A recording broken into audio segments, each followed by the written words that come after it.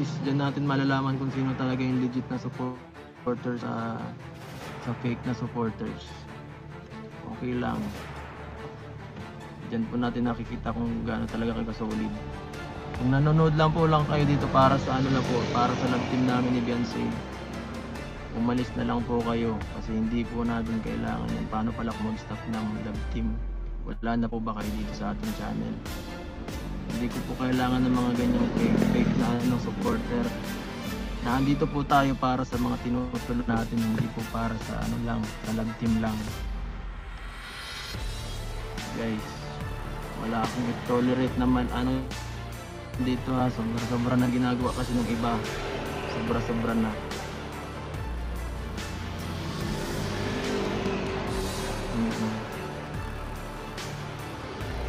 Pwede mag-unsub kayo, nababasa ako mag-unsub daw. Unsub na guys, wala akong pakit. Arjun ay kasama ano ko dito, beneficiary. Didepend ko siya kahit ano mangyari. Okay.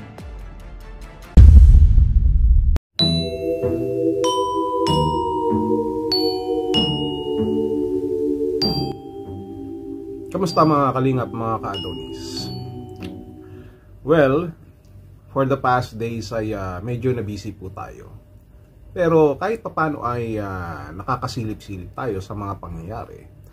At may nagbalita sa akin na ito daw pong aking pinsan na si Kalingap Edu ay nasisisi patungkol dito po kay Arjun.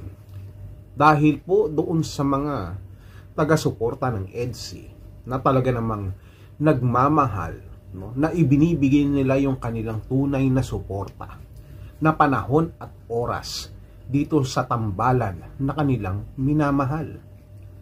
Walang masama sa pagsuporta. Sabi nga natin, lalo na kung ikaw ay tunay. Kaso kadalasan, alam natin na kapag sobra, masama din naman. At hindi natin nalalaman yung atin pong tinatawag na limitasyon. At yung limitasyon na yan, ang kadalasan kapag hindi natin nakontrol ang nagiging konsumisyon. Konsumisyon. At dahil dyan, nakukonsumi itong aking pinsan na si Kalingap Edu. Hindi na natin papahabain pa. Medyo napadaan lamang tayo sapagkat alam nyo naman, kapag mga kagaya nating celebrity ay busy, sa ganang akin, itong ginagawang pagtulong ni Edu, no, pagdepensa kahit papano kay Arjun, ay hindi po natin dapat masamain. Yes, totoo po yan. Lahat tayo na sumusuporta at nagmamahal sa tambalang EDSI. Hindi ibig sabihin nun ay lilimitahin natin o lilimitahan natin ang galaw ni Edu. Lalo na pagdating sa usapin ng pagtulong. Kasi itong love team na ito, dapat ay nakabukod din naman dun sa kanyang personal na ginagawa pagdating sa pagcha-charity. Mabuti nga kahit papano, di ba? Itong si Kalingap Edu sa kabila ng kanyang pagla-love team ay nakakapag-charity pa rin. Ginagampanan niya pa rin yung kanyang tungkulin dito kay Arjun. Kahit na anong man ang sabihin natin, walang perpekto sa mundong ito. Si Arjun ganito, si Arjun ganyan. Pero alam natin, the bottom line is, tayo po ay nasa kalingap na dapat po nating ginagampanan yung ating pinaka-calling, yung ating pong pinaka-tungkulin, first and foremost, sa ating pong komunidad. At itong pagtatanggol ni Edu, pagdepensa kay Arjun, kahit papano, ay kanyang tungkulin sapagkat ito po ay kanya pong tinutulungan. Na dapat din naman, kung tayo ay nakasuporta kay Kalingap Edu, nakasuporta sa EDSI, ay tinutulungan din naman natin siya. Pinipilit kong maging mahinahon. Huwag po nating ipilit na, huwag ka dyan kay Arjun. Kay Beyonce ka lang, kay YP mo lang. Dapat doon ka nakatuon. Hindi dapat ganoon ang ating iniisip po. Mahirap yun sa kalagayan ni Edu na kailangan niya pang mamili para mapagbigyan tayong lahat. Kung talagang mahal natin si Edu, ang EDSI, tulungan po natin. Unawain po natin, mas palawakin natin ang ating pong pag-iisip. Diba? Walang masama sa pagsuporta nyo, okay yan. Kaso lang kapag nagigipit na masyado, kapag nasasakal na masyado, kapag dumarating na dun sa punto na kailangan mamili ng isang tao, wag mo nating gawin. Kasi ginagawa ng tao yun kay Arjen, hindi dahil sa namamangka siya sa dalawang ilog. Si Beyonce ay si Beyonce, si Arjen ay si Arjen. Magkaiba po sila ng sitwasyon. At itong dalawang ito ay pareho pong natutulungan ng Kalingap sa pamamagitan ni Kalingap Edu, sa pamamagitan din po ninyo na mga sumusuporta at sumusubaybay. Yan. Bakit ko nasabi to? Bakit ko nasabi? Mahirap eh. Huwag nating papiliin yung tao na alam nating ayaw nating mahirapan. Kasi kahit ako, sa totoo lang Kalingap ako, nagpapasalamat tayo sa inyong walang sawang pagsubaybay, pagsuporta. Pero hindi ibig sabihin nun na lahat sa aking buhay ay kailangan nyo ng idikta na dapat ganito ang gawin mo, no? Na dapat dito ka, dapat doon ka lamang, no? Dapat kayo lamang ang magka-partner.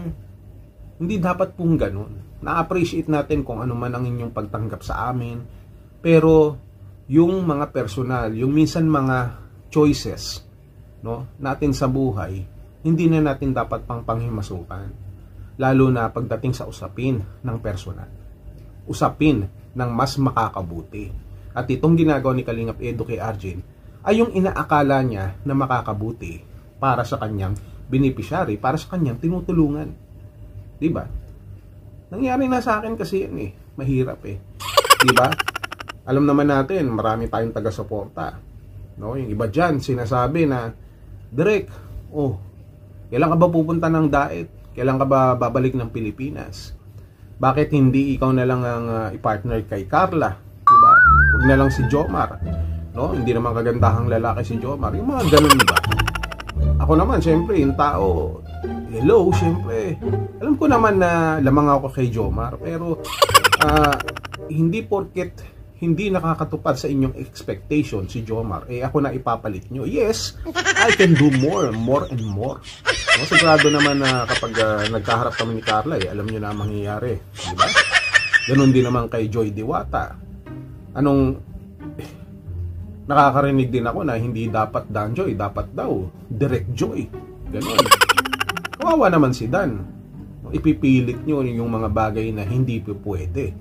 Kasi mawawala ng karir tong mga to, Jomar, Kalingap Dan, Kalingap Edu, pati kay Beyonce, sasabihin nyo, ako na lang dapat. Hindi, pinsan ko yun Nakaka-apekto yun. No, kung ako ipapartner nyo lahat sa mga Kalingap Angels, mapa batch 1 man yan, mapa batch 2, siguradong mapapasibatch yung mga Kalingap leading men. Huwag ganun. May mga bagay na hindi na natin dapat pang ipilit. At unawain na lang natin, maging masaya tayo sa kung ano ang meron tayo. Dahil ang tunay na pagsuporta, hindi kailangan may nasasaktan. Hindi kailangan may naiipit. Hindi kailangan may mamili. Sapagkat ang tunay na pagmamahal at pagsuporta ay may katahimikan, may pang-unawa. Yan. Diba? Huwag na nating iba si Kalingap Edu. Suportahan na lang natin. Yung sinabi niya sa live niya na mag-unsub, siyempre natural yan sa emosyon ng isang tao pero hindi yun ang ibig niya sabihin. Ang ibig niya sabihin, gagawin niya ang nararapat kahit hindi niyo pa siya maintindihan. Basta alam niya ang nararapat, kahit kayo ay lumayo na sa kanya, gagawin niya pa rin ang nararapat. Hindi ibig sabihin totally no na talagang mag-unsub na kayo. Ang ibig niya lamang sabihin, kahit iwan niyo man siya, gagawin niya pa rin kung ano ang makakabuti at nararapat. Dito man kay Arjen, kahit sa ibang tao, yan ang gagawin ng aking pinsan na si Kalingap Edu. Ang EDSI ay mananatili hanggat marami kayong nagmamahal dyan na sumusuporta sa tambalang EDSI. Yan lamang masisiguro ko sa inyo. Yun lamang po. Maraming salamat sa inyo pong pangunawa. Ang hirap talagang maging formal.